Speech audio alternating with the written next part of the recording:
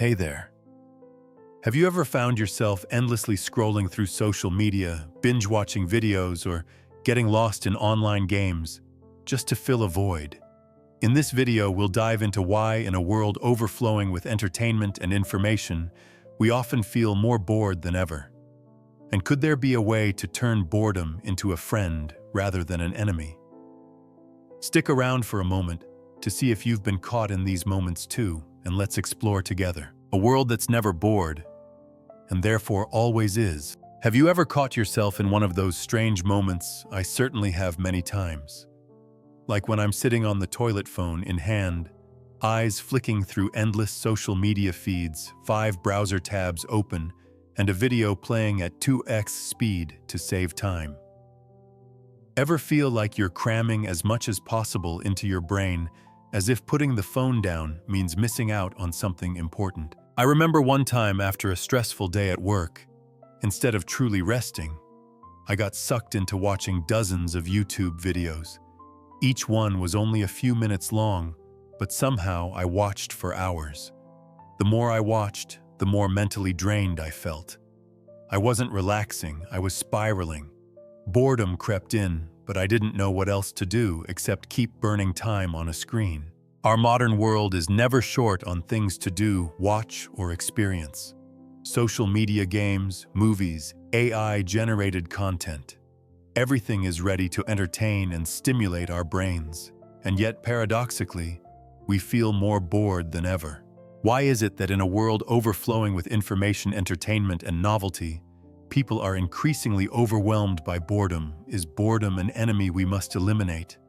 Or is there a deeper, more nuanced way to understand this seemingly negative emotion? Let me offer a counterintuitive idea. Boredom is not the enemy. The problem lies in how we relate to it. Instead of running from it, we can learn to befriend boredom, and in doing so, uncover deeper meaning in life.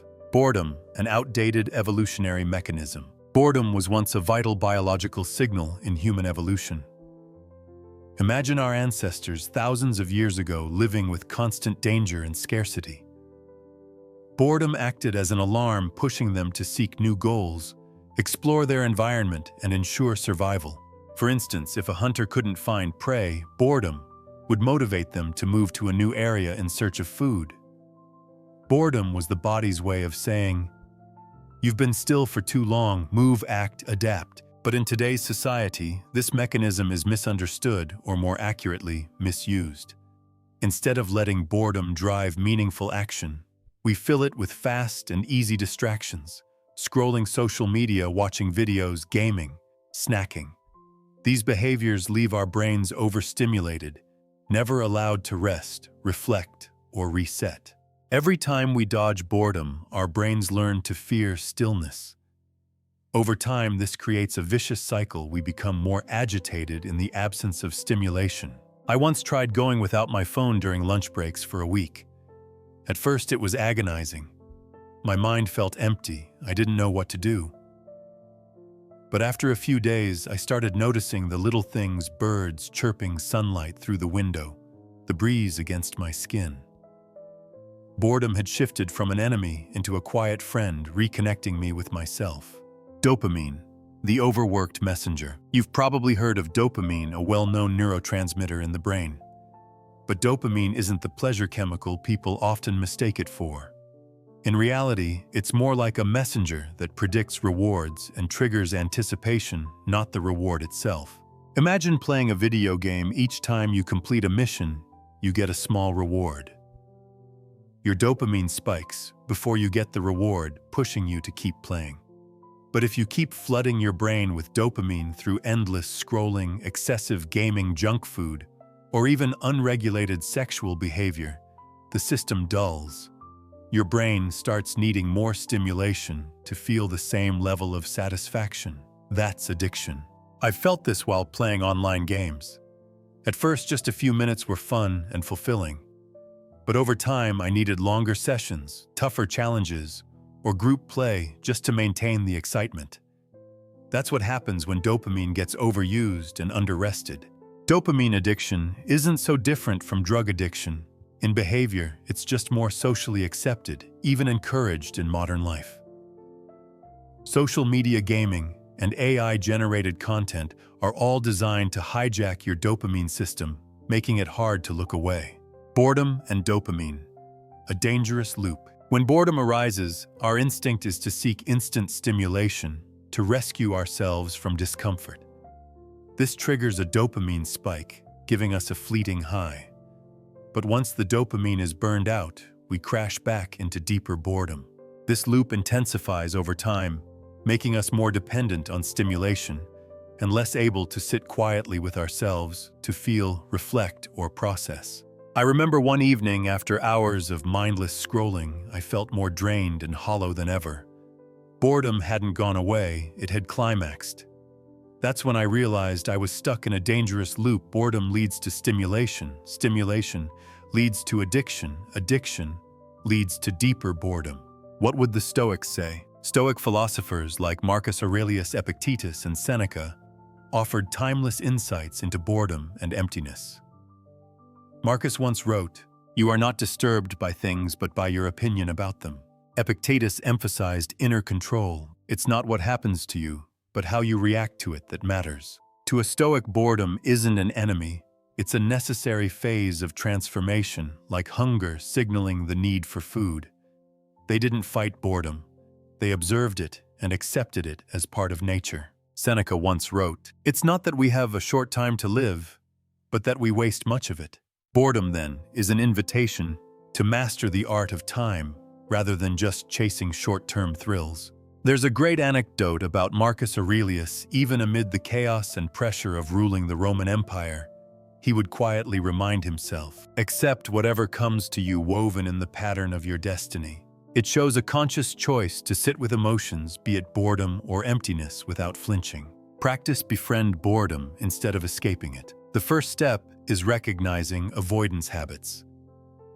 Ask yourself, am I doom scrolling, binge watching, or mindlessly snacking just to avoid feeling bored? Here are a few practices to help you befriend boredom. Silent meditation. Sit quietly. No apps, no music. Just observe your breath and feelings. I used to meditate for 10 minutes each morning. At first it was uncomfortable, but gradually it brought a deep sense of calm. Negative visualization. Imagine losing something you currently take for granted. This deepens gratitude and reduces restlessness. For instance, picture a day without your phone or internet. You'll realize you can still enjoy life. Self-inquiry. What do I truly need right now? Or am I just avoiding boredom? This sharpens self-awareness. Voluntary discomfort. Intentionally simplify. Carve out idle time to observe your inner world. Try a day without your phone or TV. Feel the emotional difference. You can also try journaling, writing down thoughts when boredom arises. This helps you understand and process emotions rather than be controlled by them. Lessons from social media, gaming, and AI. In the age of social media and AI, we're easily swept into dopamine spirals. TikTok's algorithm keeps guessing your preferences, making it nearly impossible to stop. Online games reward the brain non-stop. AI now generates ultra-captivating content. We get addicted without noticing. A friend once told me he spent hours daily on TikTok struggling to stop. Realizing the pattern, he tried a 1-week social media detox. The result? Clearer focus, calmer mind, and more time for himself. AI, too, is a double-edged sword. It gives us instant access to content, but also tempts us into endless consumption. Learning to pause and appreciate quiet moments is more crucial than ever. Conclusion. Boredom is a door if you're brave enough to open it. Boredom is the space before meaning shows up. If we rush to fill it with dopamine, we miss the chance to explore our inner world. But if we learn to sit still and befriend boredom, we'll discover there's nothing wrong with feeling bored. What's wrong is being so afraid of it that we stop living authentically. I hope this piece has been a gentle companion, helping you understand and befriend boredom. so that you can live more truthfully, more deeply in this noisy, modern world. If you found this article helpful, feel free to share it with friends and loved ones, those also seeking calm in a busy life. Together we can practice and spread the value of befriending boredom so that each passing day becomes one of deeper meaning. Let it begin with small moments. Just you sitting quietly with the peace that's already waiting inside you.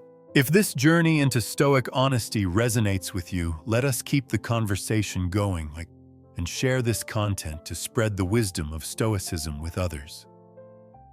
Subscribe to Stoic Happens for more insights on living a courageous, authentic life. We would love to hear your thoughts. Drop a comment below and share how honesty has shaped your path or what you are reflecting on today. Your perspective could inspire someone else in our community.